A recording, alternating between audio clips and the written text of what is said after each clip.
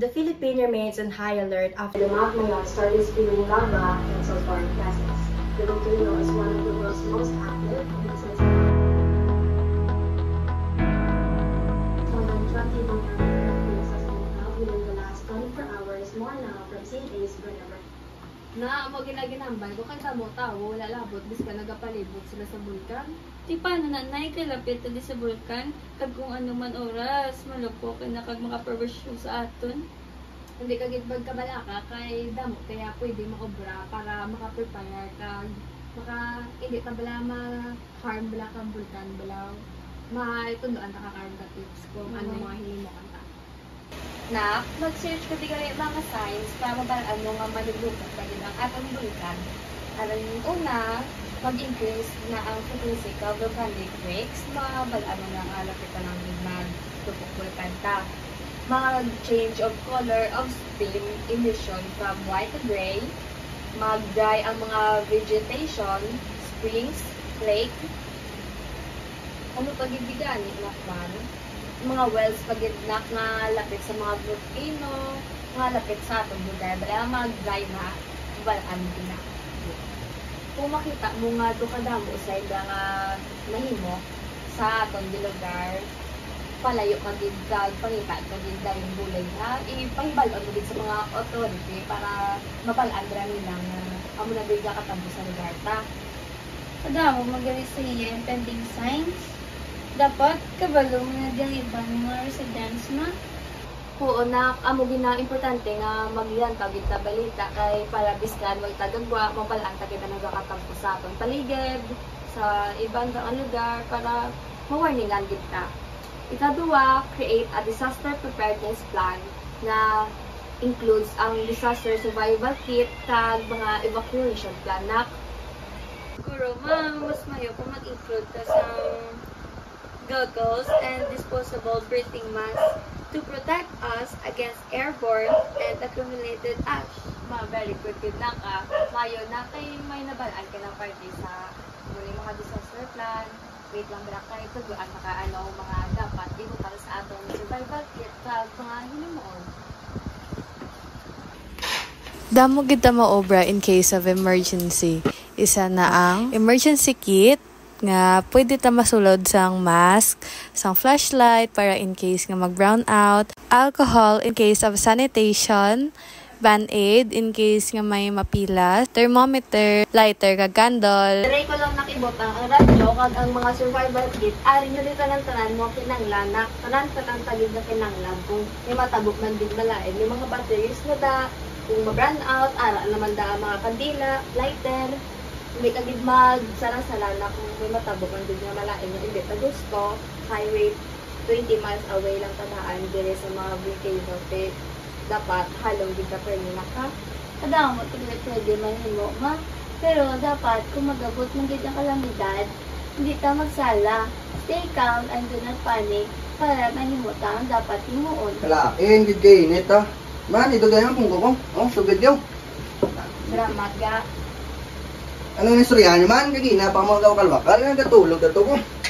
Para ni sa aton da kay lapit daan sa volcano dapat kinanglan prepared gid ta.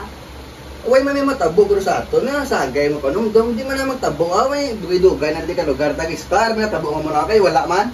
Sa balita bigan nagpagwa nga base nag-active na aton volcano kinanglan tagid mag-prepare kis agalakat ganang batatan siya Uway man na guro kay laban mo subong na balita mga fake news. Ay na yan.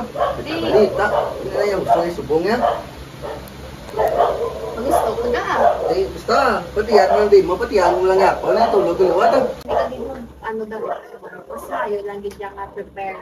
Kaysa pagsala-sala na ka. Nakutong hanggang mo stay calm. Kag do not panic. Pre, nga po. Ano, bardaman? Butang ko filter sa mga bintana namon. Basta na napriyaw? In case ba maglupok ang bulkan ng aso, malikaw sa mga bata. Pre, okay na ni pre? Okay na na. Doon ka gambog na pre ka. Kagahod to ka pa man. Pag pre ka tulog ito pre. Pwede mo nang taton guro. Totoo kita mo lupok ang bulkan ha? Di man guro. Pre mo in case gid na iya pre. Eh, ang butsin nyo da. Pati yun, ano lang na, basta kuyawan na naya kay kapate ko, nga hindi niya matabo ang expect niya, awan niya sa akin. Parang sa ito, pre. Sige, pala mo da, pre. Tulog dia. Sige, alam pre. Okay? Dulong tao ma, pa. Halong ka Gid gibya. ka ma. Halong ka man gibya. Oo. Una namin. Halong ka gibya. Chat lang sa ako. Nakomment lang lang ka. Bye! Bye, ma! Bye!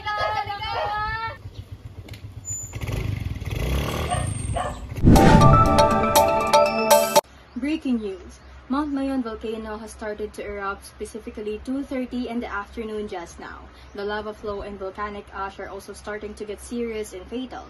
Some of the residents in Bicol region, specifically within the danger zone, are requested to evacuate to the safest evacuation center to ensure their safety and overall well-being.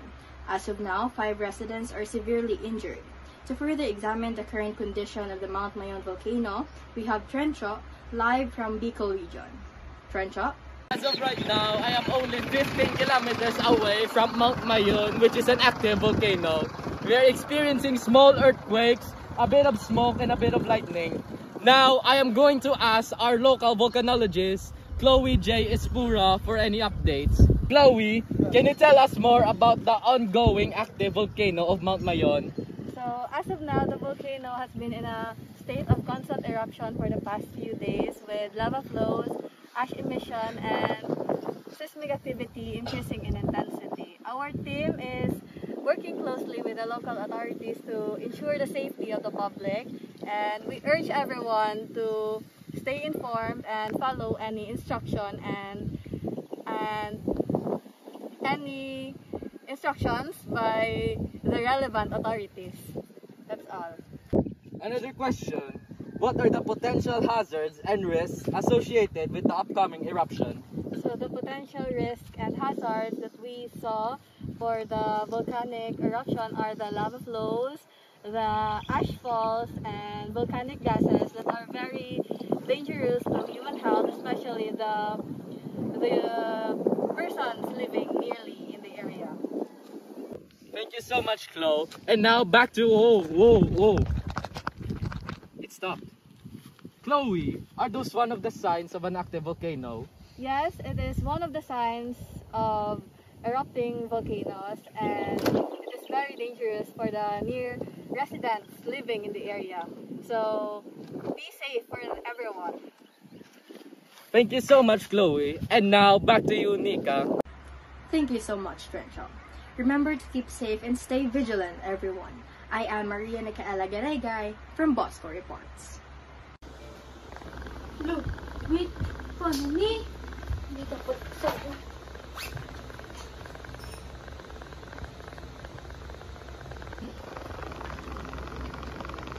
Pwede lang. Sana. Sabi. Ano? Yung bata ka na ako. Jack? Ma? Pa? Ha? Oh. Di, mga ano yung layo yung samon tanong. Mapuli na kami. Hindi na magpanik ha? Hindi nga na naman. Nakakabaan ako din. Wala ko balo kay muon ko. Tanan nga gintudlo ko nga. Pang emergency, himo pang emergency kay pada. Ang radyo, itupad sa imo, tapos kung may connection ng TV, ilan tao ang mga updates para sa evacuation center. Wala signal mo. Ang radyo, matagal kami talang. Ipapuli lang kami, nagpatala kami. Katigo lang yun ang una. Hindi ba panik na kayo? Nakabaan ako din. Madasigan nyo, ma. Sige na, sige na mo, di ba? Hello.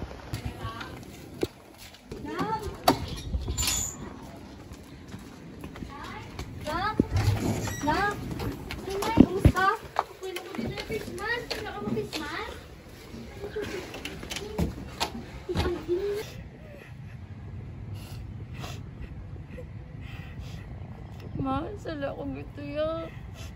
Hindi pagbasula imo ko galingon ka kay hindi na imo sala. Desisyon to namon nga mapuli para sa imo. Hindi kay pagbasula kay yung gusto na mo magpuli, gusto na mo salbaron ka. Ang papa mo, Christmas tayo. Uy! Ano na? Christmas! Christmas! Uy! Christmas!